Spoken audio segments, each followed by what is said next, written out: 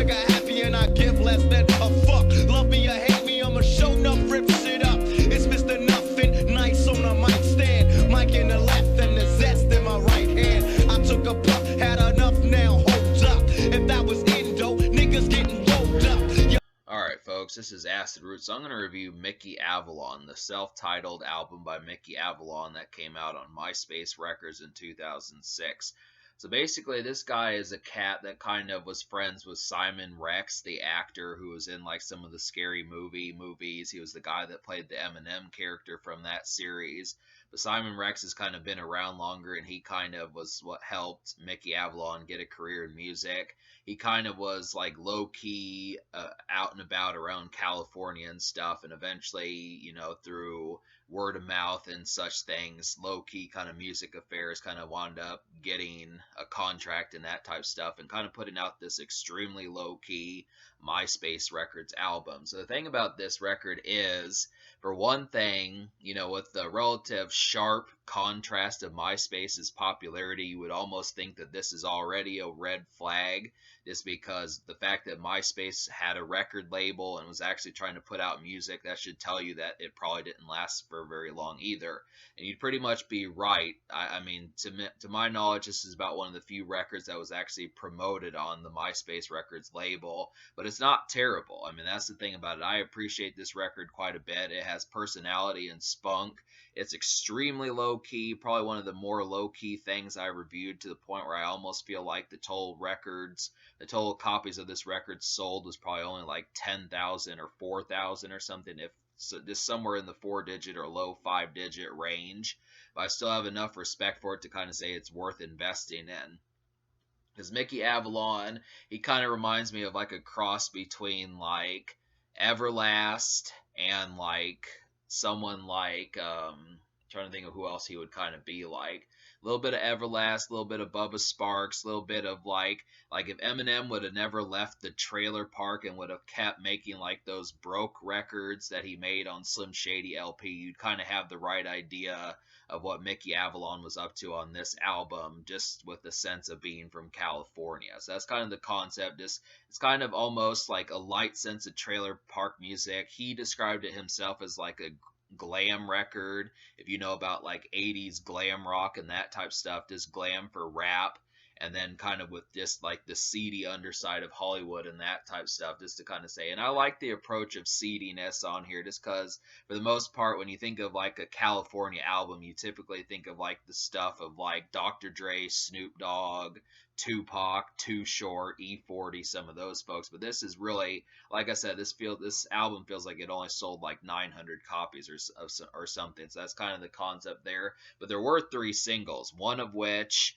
the song My Dick, was actually in the movie Harold and Kumar 2, Escape from Guantanamo Bay. So I'll talk about that as we get to it. So the singles here, the first single, or one of the singles, was Jane Fonda. This has a real kind of country rap kind of feel. This feels like something you'd hear at like a diner or somewhere on the outskirts of town where there's like gravel roads and stuff. I really appreciate it. I mean, for the most part, it just depends upon how much you like that kind of theme. I mean, the beat, I'll say, is very laid back, but it's good. It's catchy. That's kind of the concept. This is definitely not roll up to the club and, you know, have like rims on your car type music, but I do kind of feel like it has like a nice kind of distant shine on it that just feels extremely good. I really like the catchiness. It's a simple track about some of the various kind of diner and gas station and, you know, more low-key women that you might flirt with, which I encourage, of course, but it's kind of the concept there. Just an easygoing song. And another thing about Mickey Avalon is the fact that he has lyrics that are not necessarily hoity-toity and kind of more bougie and that type of stuff. He doesn't, he does talk about some of that stuff in Jane Fonda, but he really is like the kind of sleeps on your uncle's couch and your mom's couch. Like he even says in one of his songs, sleeping on your mom's couch type dude. He kind of reminded me of Beck in the song Loser also. If you've heard that song by Beck, Loser, it's kind of as if like the song Loser was just made a whole album with that kind of vibe from the 1994 song Loser. So it's just that's the kind of concept I got from Jane Fonda. But Mr. Right is kind of a more like song that Cut Calhoun kind of does with like That's Cut Calhoun or Get Cut. Some of those really reminded me of like a Tech Nine, a low key Tech Nine or Cut Calhoun kind of song, just from like a trailer park kind of white rapper angle. I mean, the production is not that glossy, but it fits as a single just because it's kind of an introduction, kind of saying what he's about. And I tend to like those kind of introductory rap songs. It's interesting enough. It's kind of like something Eminem would have done on the Slim Shady LP. This song was not released as a single, but I'll talk about My Dick also, just because on Spotify and on most places, this is the most popular song on the project. So basically, it's just it's kind of a fraternizing kind of college boy frat type rap song about just talking about my dick is this, your dick is that, kind of trading barbs back and forth with like a couple other rappers. Like I said, it's you take it seriously depending upon what you want to do with it, but it's just basically dick jokes of a song. It's just kind of all it is. It's just a kind of nonchalant kind of. I mean, there's really not too many songs that would have the nerve to do this, so you give respect to that. I didn't thoroughly enjoy the production of this song, but I did appreciate the approach, just to kind of say, just because of the originality and the fact that it kind of has like an off-key kind of popularity. So it deserves the popularity, but just to kind of say it kind of has that extra sense of just kind of being like a meme song. And some people might find that this is like, Mickey Avalon's like only hit just because of the sheer meme popularity that it kind of had and stuff. But it's good. I mean, that's the thing. I like all the singles. They work. To kind of talk about how some of this stuff actually goes. I mean, there's actually some other good stuff on here. I don't feel like this record was a dud. For people to just assume because this is a MySpace album and say, oh, well, this is complete crap and I don't respect this and blah, blah, blah. This seems like a bomb, like this project completely bombed and it sucks ass. Well, no, it has some stuff. There's nothing as immediate as like the singles, but it does have some good stuff where it's just kind of, these are the kinds of people that you would see just on like the towns that are not like the 5th, 6th, or 7th largest. If you live in the United States and you live in like the 14th largest town in the state or something like that, this is the kind of music that you'd hear. The 18th largest town, something like that. Just the smaller towns, it's more low key. Maybe there's not a club here, but you've got like maybe like a distant bar, stuff like that. Just low key kind of clubs, that type of stuff. I mean, for what it just works because of the mellowness of it. I just would have to say it's just so off putting that it has its charm towards it. And I'll talk about a few of the songs, like surprisingly So Rich, So Pretty is kind of an up tempo kind of rap song. And kind of, I mean, it doesn't sound like typical hip hop, like something Snoop Dogg or Paul Wall would do or something like that. But it definitely kind of has like a kind of like glam, I guess that's the best way of putting it, is glam rap kind of feel. This kind of some of that. Waiting to Die is another song that kind of reminds me of Mr. Right. I felt like that production was pretty good. That's one of the better produced songs. Mickey Avalon sounds interesting on here. Romeo and Juliet probably to me had the best beat on here apart from Jane Fonda. That was the closest song to sounding like a club song, which I'm surprised that Mickey Avalon didn't really do, is to try to make more club songs and that type stuff. Probably would have worked, but I mean he has enough interesting personality that he kind of has the vibe where he's kind of like Kid Rock, where he brings the party himself more so than having to be at. It's not to say that club songs are dull, because I support the outgoing and rave and club music, but he kind of is just more of like a drifter and a roadie type person, someone who's like a Motley Crue roadie or something like that. That's kind of the vibes that you get from him. But that's just kind of what he is. He's just a drifter, and that's really, he has like a bunch of drifting songs that kind of have that kind of off key and more of a hippie kind of vibe almost.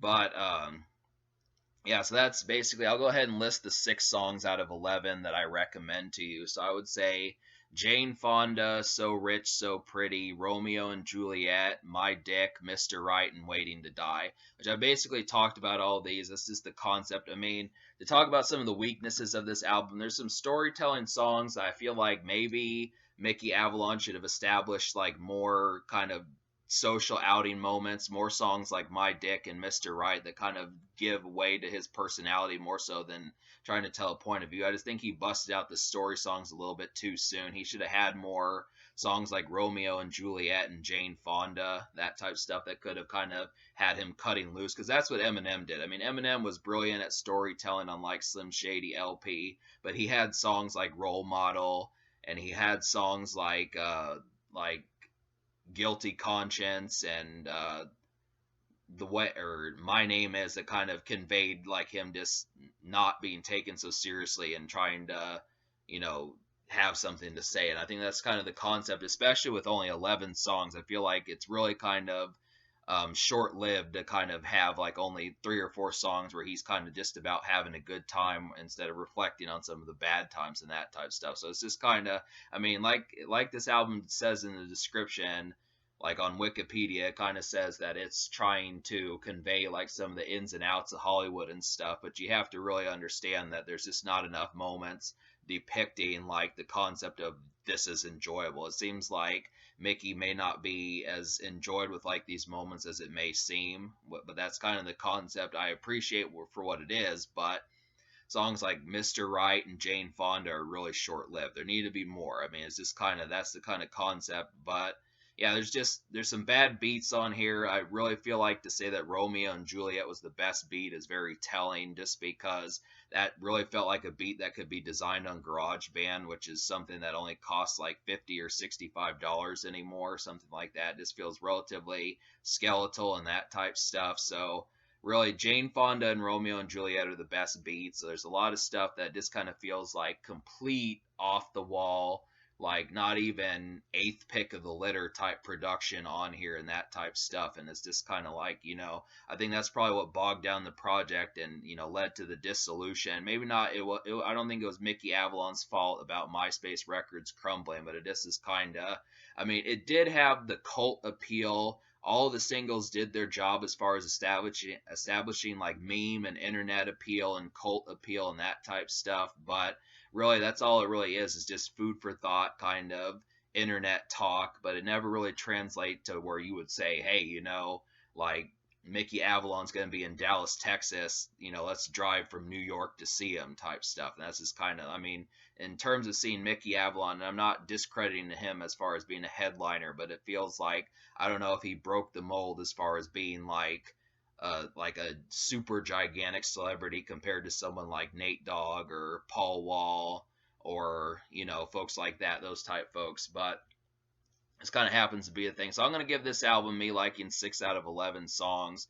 I'm going to give this album a 6.5 out of 10. Good enough, definitely worth a purchase, and has its charm and charisma to it, but still, you know, this didn't quite fill out the whole way through, and kind of could use more songs just about kind of kicking back. Definitely could have used some club songs, some rave songs, even like some songs for the ladies besides like Jane Fonda. Well, I guess some of the singles did, but this to kind of say like, I don't know, like some sort of styled R&B type song with some singing on the hook, that type stuff, some soul on there.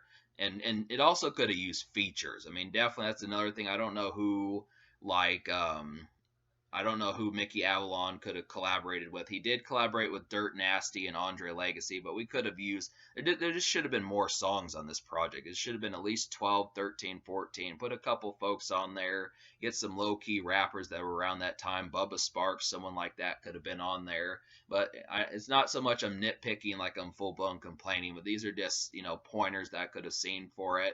But for what it is, it's a pretty rough around the edges, but ultimately somewhat satisfying project. So 6.5 out of 10.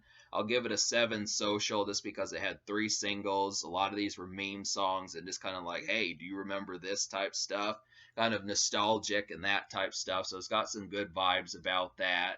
And I feel like, you know, it's more charming to kind of have stuff that's kind of internet stuff just because it's relatively recent and it's more so, doesn't feel like a history lesson, doesn't kind of feel, I mean, it's not quite jump off the page like electric, like it's going to knock you off your socks, out of your socks, first songs that you hear, but it's got some good stuff. It's just kind of more of a slow burn type project. So yeah, I just would have to say that's about it. I mean, Mickey Avalon, his future, he kind of he's dropped more than a few albums in recent years, but this is probably his most noteworthy one. I just would have to say I'd like for him to get back to it, but I probably will review more of this guy as time goes along. So he's got some good stuff.